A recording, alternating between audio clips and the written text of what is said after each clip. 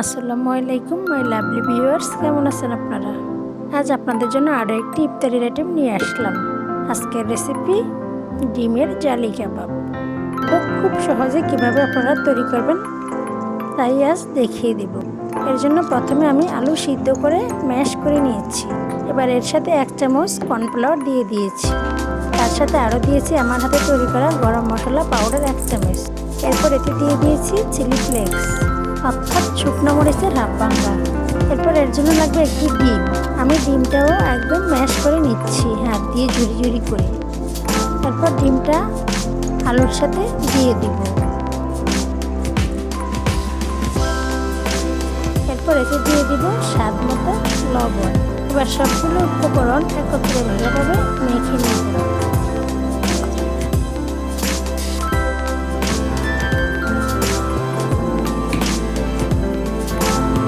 আলু এবং ডিমটা খুব ভালোভাবে মিক্সড হয়ে গিয়েছে।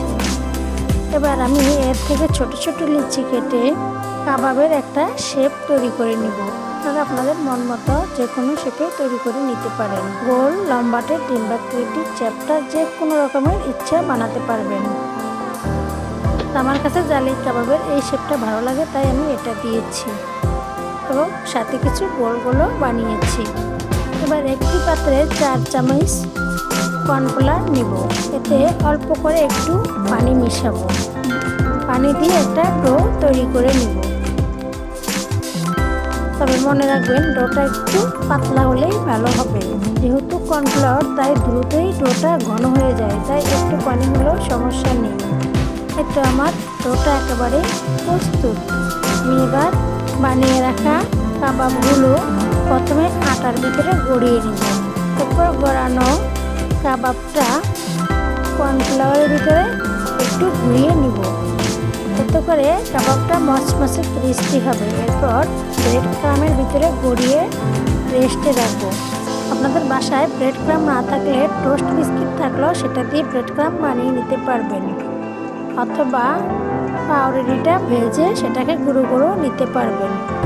ব্রেড ক্রাম বাজার থেকে কিনতে হয় না, বাসায় তৈরি করা যায় খুব সহজে। তো কথা বলতে বলতে আমি আপনাদেরকে অনেকগুলো কাবাব বানানো দেখিয়ে দিলাম। আশা করি বুঝতে পারছেন আপনারা। আর কোথাও যদি বুঝতে সমস্যা হয় আমাকে জানাবেন, আমি অবশ্যই সমস্যার সমাধান করে দেওয়ার চেষ্টা করব ইনশাআল্লাহ। আর একটি কথা, আমার রেসিপিগুলো কেমন হয় একটু জানাবেন।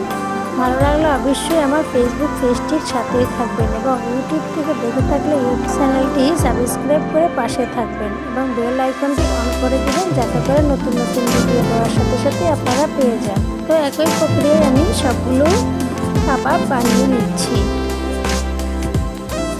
এগুলো বানিয়ে রেস্টে রাখতে হয়, তারপরে ভাজতে হয়। সাথে সাথে ভাজতে যাবেন না, 5 মিনিট বা 10 মিনিট রেস্টে রাখলে ভালো হয়। ব্রেড ক্রামটা খুব ভালোভাবে আটকে যায় গায়ের সাথে, তখন আর তেলের সাথে বেশি একটা ঝরে পড়ে না। এই তো আমার সবগুলো কাবাব তৈরি হয়ে গিয়েছে। এবার আমি একটি পাত্রে পর্যাপ্ত পরিমাণ তেল দিয়ে চুলা জ্বালিয়ে দিলাম।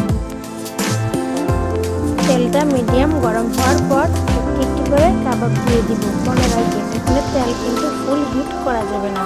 ফুল হিট করলে ভিতরে না হতে উপরে ব্রেড ক্রামগুলো পুড়ে যাবে,